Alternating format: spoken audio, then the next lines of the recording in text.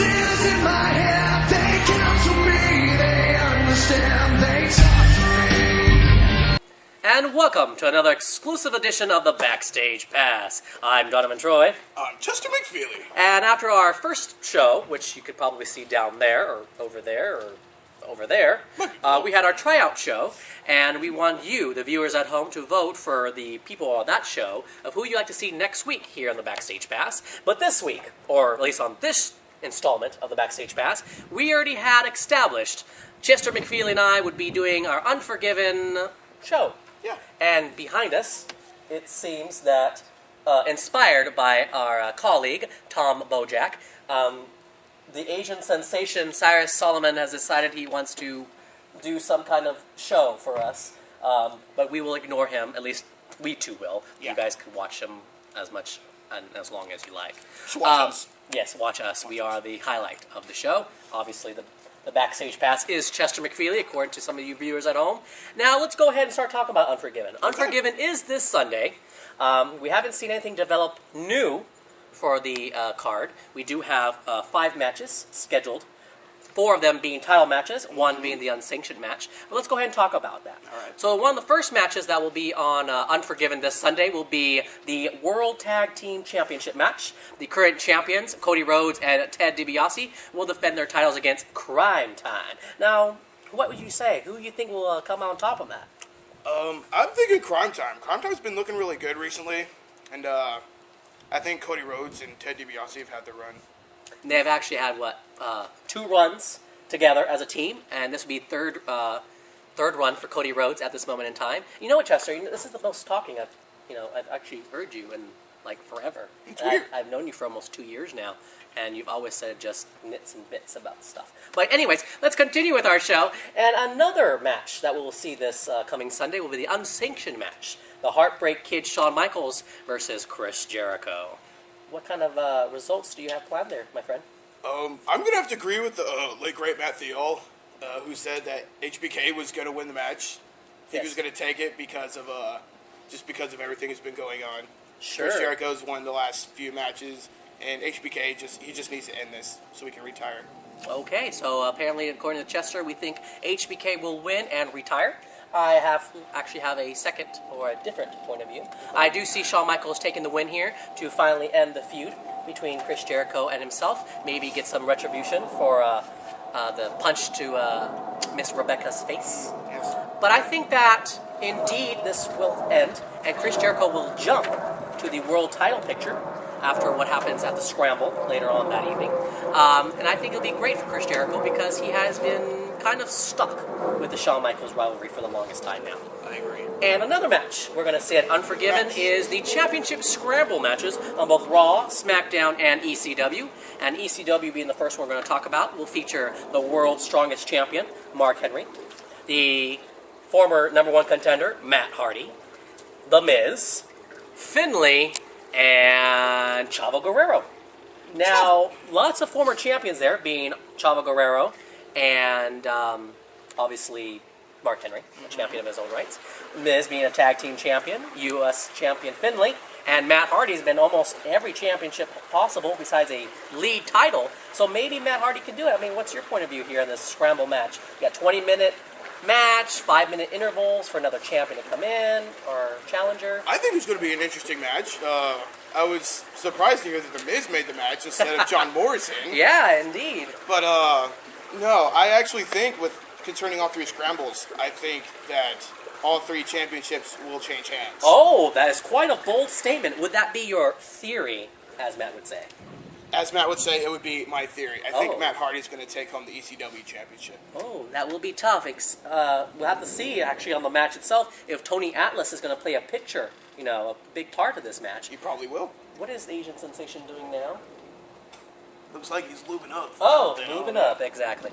And another championship scramble match that will feature at Unforgiven will be for the WWE Championship. Again, the same match rules apply to all 3 title matches. It will feature the Game, Triple H, the current champion, the Brian Kendrick, the Brian Kendrick, Jeff Hardy, who else is in the match? Shelton Benjamin, and MVP. Now, we have lots of tensions going on because a lot of them have been feuding on and off every week. You know, Shelton Benjamin feuding with MVP feuding with Jeff Hardy. The only person that's kind of been the oddball is with Brian Kendrick. He hasn't really done anything in terms of making his spot known. So what do you think is going to happen? He won the Battle Royal with the help of the Big Show. Yes, indeed. But I think Jeff Hardy's going to pull out this one. The title's going to change a lot of hands. Triple H is going to be the big powerhouse. Sure. And then I think Jeff Hardy will just come out of nowhere with a swanton. So your view, come the pay-per-view, is that the Hardy Boys, or the Hardys as they're known now, are going to be both champions on both ECW and SmackDown. I think it'd be a good time for them to step up and take the main titles from the show. Yeah, we'll have to see, because Triple H is a fighting champion, and you know how Indeed. he does not like to lose. Not at all. So we'll have to see, come Unforgiven, what will happen there. Now, for the main event, at least what I would guess would be the main event of Unforgiven, the World Heavyweight Championship Scramble. Yeah, I said that twice, didn't I? Yeah. Okay. The current champion, CM Punk, versus the Animal Batista, versus the Wrestling God JBL, against the Monster Kane and the returning Rey Mysterio. Indeed. I'm still interested to see how the whole Rey Mysterio Kane storyline is going to play out, because they just kind of threw him into the scramble after John Cena got injured. Yes, I would hope tonight, because today is Monday. Tonight will be Monday Night Raw. Hopefully we'll see some more development of what happened to Rey Mysterio, why he has been gone on TV for so long, what was Kane's part in it all, and also maybe get some more updates on the John Cena and his surgery. Hopefully. Yes. But what do you think is going to win this championship scramble match? Right now, I'm divided between Batista Okay. and Rey Mysterio. Really? So you have almost 100% confidence that CM Punk will not retain the championship come I do, but you never know when it comes to WWE. Yeah. CM Punk especially come out of nowhere with his GTS and just lay anybody down. That's right. That's it. Although it'll be interesting to see Rey Mysterio in the mix, because he hasn't been wrestling for the longest time. About a month and a half. Yeah, right? and hopefully he's warmed up and he's ready to go, because you got Kane, the big man, you got Batista, the big man, and you got the flabby JBL, who will destroy anyone with his clothesline from hell. So it'll be interesting to see what will develop there. Now, we don't know if any other matches will come up of this week's televised programming. We got Raw tonight, got ECW tomorrow, and Friday Night SmackDown. We'll see if anything else develops, either the women's division on either shows. Maybe Santino Marella will defend his title against someone. Maybe. Maybe the WWE Tag Team titles, Kurt Hawkins and Zack Ryder, will defend their titles.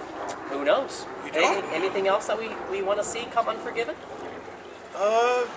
More matches, because I don't think 5 matches is going to cut it for a pay-per-view. True, but the scramble matches are supposed to be 20 minutes long in terms of the match, but then you have to include all their entrances. That's true. So that might be like a half an hour each show, or each match. So that could be, an hour and a half. Plus the sanction match, HBK versus Jericho, because that's going to be no holds bar, street fight, people are going to be bleeding. At least I know you like blood. I love blood. You love blood. Blood's amazing. So blood's going to be amazing. We want to see blood. We don't know what's happening to The Undertaker. He hasn't done anything to put a spot into a match. We don't know what's happening to the Big Show, if anything. You love the Big Show. I love the Big Show. He's one of my favorite wrestlers. We don't know what's happening to Santino Marella or the Glamazon Beth Phoenix. So there's a lot of opportunity with things going on at the pay-per-view. Just make sure to watch WWE programming this week. Anything else? I like this chair. It's quite comfortable. Oh, well, that's excellent. I'm glad you like I it. miss my couch, though. Oh, okay. Ladies and gentlemen, make sure to vote online, or online, right? It's online? Yeah, vote online for the next tryout Just leave a comment. Yeah, comment. We like comments. So make sure to leave a comment who you like to see here next week on the Backstage Pass. Chester, you may not be here next week, but you'll always have a spot here at the Backstage Pass. Always. We're always looking for a new cameraman. Okay. We always need someone to help the tables look nice. Of course. We always need this pool to look really, really nice. I mean, we know our I don't know what he's doing. Ladies and gentlemen, I'm Donovan Troy. I am Chester McFeely. And we'll see you here next time on the exclusive edition of the Backstage Pass. Bye, everybody.